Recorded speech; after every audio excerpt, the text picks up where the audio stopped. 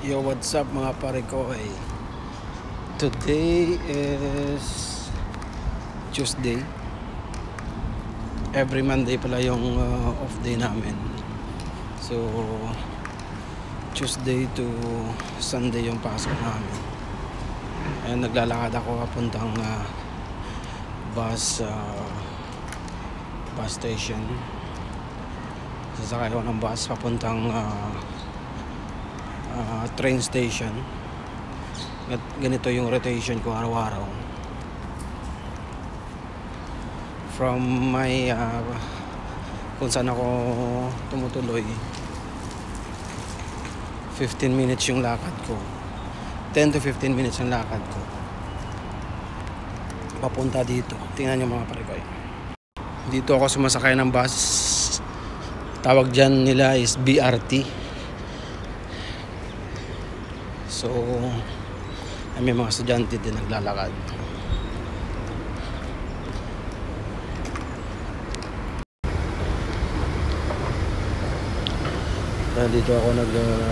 Dito ako sumasakay ng bus.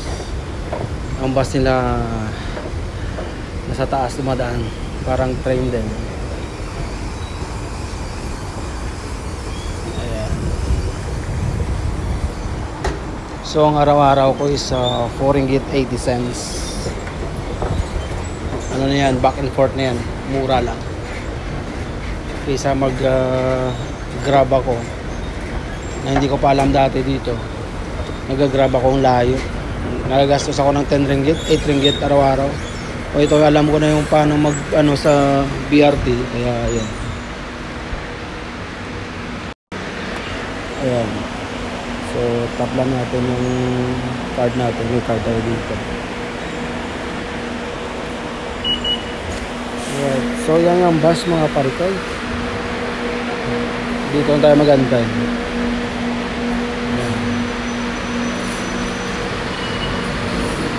So dito yung waiting area nila mga parikoy. So may mga estudyante din dito. Kasi maraming university dito mga parikoy. Maraming estudyante din, magang pumapasok.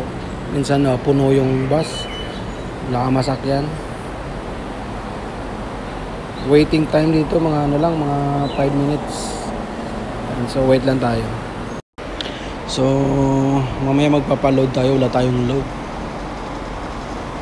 So mag-queue muna tayo, mag-fall in line muna tayo habang nag-aantay ng bus. Yan pare ko, dito kami nag-aantay ng bus. So parang estudyante na rin ako, pero hindi na alam, is trabador ako ng Malaysia. So mga pare ko, dito na ako sa USJ7. So madami talagang tao ngayon.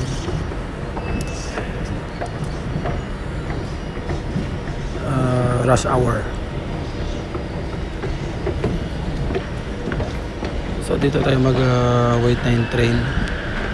Alright. Actually yung train nakaalis na. Ayan, maraming estudyante at maraming mga taga-opisina rin papasok. Alright. So dito kami nag-aantay ng train mga pare ko papuntang trabaho. Dito naman sa kabila is papuntang pauwi. Dito naman is papuntang work at papuntang school ng mga estudyante. Yan. So magantay lang tayo ng few minutes kasi ang pasok ko is 8 o'clock.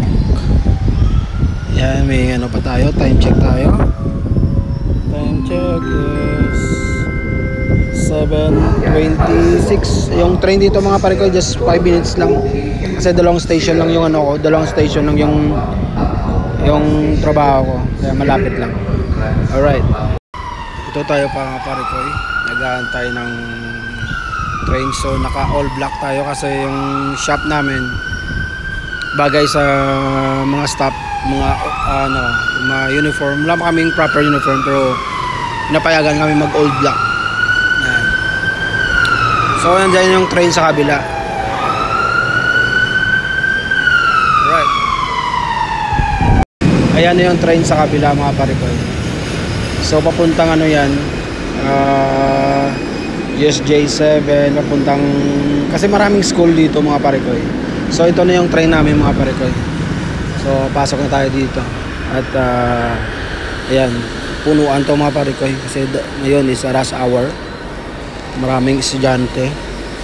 So siksikan nito parikoy. Hindi naman siguro.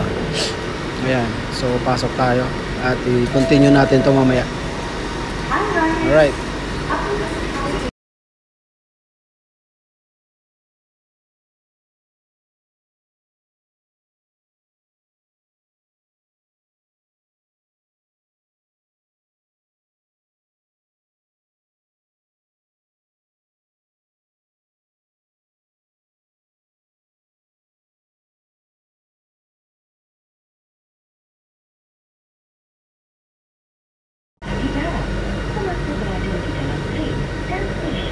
Wala na mga pasahero kasi lahat ng pasahero dito na sa loob.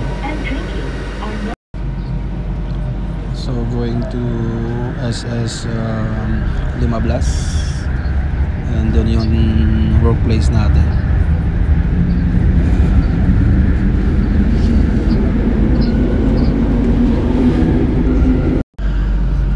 So dito na tayo sa SS Limablas. Yan, baba na tayo. Malabo pa yung ano ko, malabo pa yung salamin ko, tangina. Sa sobrang lamig, may fog yung ano ko, salamin ko mga parikoy. So dito na tayo sa SS Limablas, yung workplace natin. So may mga estudyante rin na papunta dun sa place na pinanggalingan ko kasi doon maraming school din. Ayan. So labas na tayo dito mga parikoy. Bago tayo pumasok, mag toilet muna tayo. Alright. Ito yung toilet nila. So what's up mga parikoy? Yan parikoy, lamos muna tayo.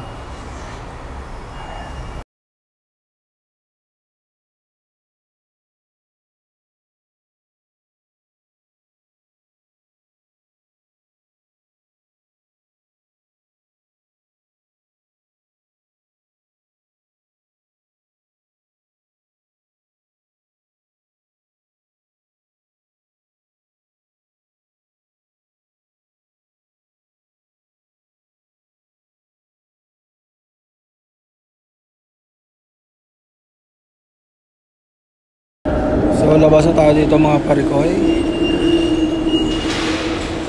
Alright. So tap lang natin card natin at makakalabas na tayo.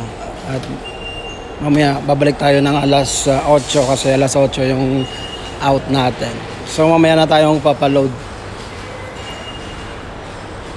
Kagandahan dito mga parikoy, ito yung train station, tapos yung trabaho ko is nandyan lang sa baba. Yung kagandahan dito, pagbaba mo ng train station, nandyan agad yung trabaho. So hindi paguran, hindi tulad dati na maglalakad ka pa ng kahaba-habang lakaran bago mo ma-reach yung workplace mo. Pero dito mga parikoy, sa baba lang. So dito nagpo-provide din sila ng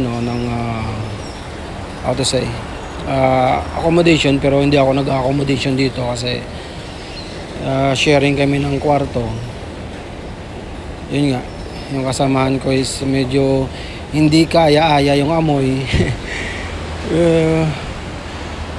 Kaya hindi talaga ako mga parikoy makapagtiis. So 3 days lang ako at umalis ako sa hostel nila. So yung kabaitan naman ng boss ko, ano naman, sabi niya is deserve naman ako makapaghanap ng hostel, kaya naghanap ako at siya nagbabayad. So hanggang dito na lang mga parikoy, at dito na tayo sa workplace natin dito sa SS15. Alright, Barista 9 Life, Malaysia. Peace out.